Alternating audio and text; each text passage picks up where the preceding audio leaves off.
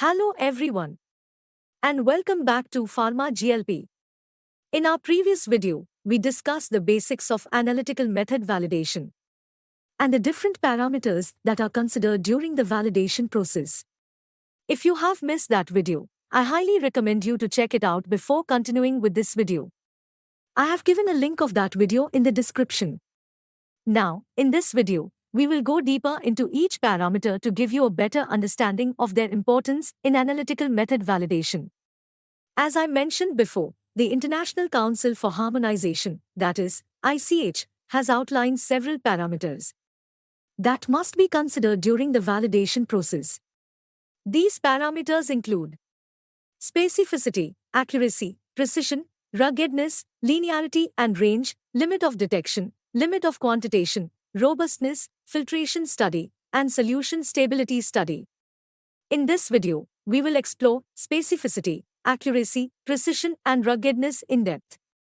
And remaining parameters will continue in next video, so stay tuned and let's get started.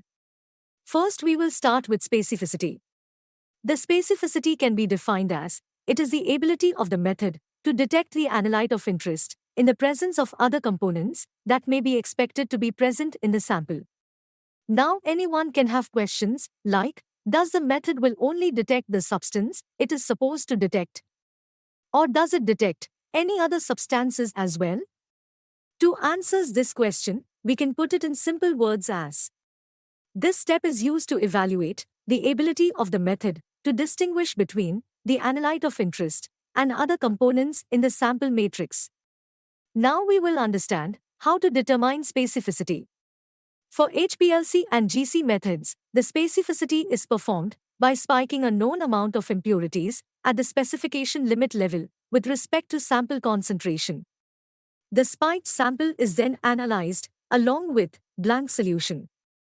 As such sample solution, individual impurity solution at specification limit level, and placebo in case of finished product. The analyte peak is then observed to check for any interference at the retention time of analyte peak caused by impurities or other components peak of the sample matrix. We also check the peak purity of the analyte. The peak purity is the measure of how much the analyte peak is separated from any interfering peaks or co-eluting peaks. A peak that is not pure will have interfering peaks close to it, which can lead to give interference at retention time of analyte peak or obtain inaccurate peak purity results. By ensuring that the analyte peak is free from interferences, we can be confident that our method is specific to the analyte of interest.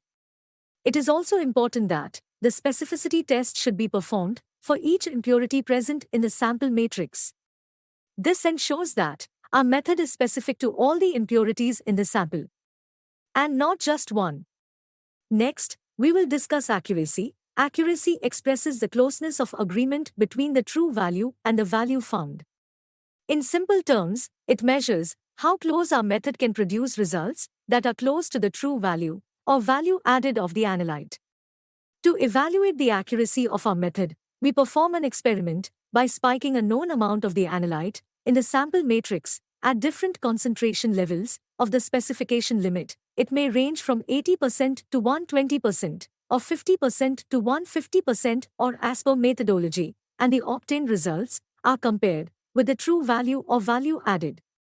For example, let's assume I am preparing 3 different concentrations, 50 ppm for 50%, 100 ppm for 100%, and 150 ppm for 150%. Then I will spike these concentrations into the sample solution or sample matrix to perform the experiment. These concentration values are considered as true value or value added. To determine the accuracy, we compare the results we found with the true value or value added. Now if my obtained results are 50%, 100%, and 150%, that means my obtained results are close to the amount I added or spiked in the sample. This proves that the method is 100% accurate, which means the method should be capable to detect the amount I actually added, or in other words, how close are the results from the method to the true value of the substance being analyzed. The accuracy of our method is crucial in ensuring that the results we obtain are reliable, and can be used for making critical decisions. After that, we will talk about precision. Precision expresses the closeness of agreement or degree of scatter between a series of measurements obtained from multiple samplings of the same homogeneous sample under the same conditions. Precision is used to evaluate the ability of the method to provide reproducible results. Or in other words, precision measures how consistently a method produces similar results over the time under same conditions. To determine precision, we perform a series of experiments in which the method is applied to samples that contain the analyte of interest, and the results are compared to determine the degree of variation among the measurements. Degree of scattered between the results means to check percent RSD of results. In this step, 6 different measurements are taken and checked the obtained results. There are different levels of precision: repeatability, intermediate precision, and reproducibility.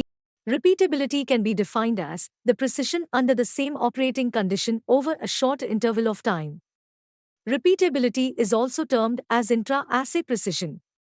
This is typically done by performing a series of experiments in which the method is applied to samples that contain the analyte of interest, and the results are compared to determine the degree of variation among the measurements. Repeatability is carried out with the same analyst using the same sets of instruments or equipments. Intermediate precision expresses within laboratory variations such as different days, different analysts, different equipment instruments, etc. Intermediate precision is carried out with another analyst and another set of instruments or equipment.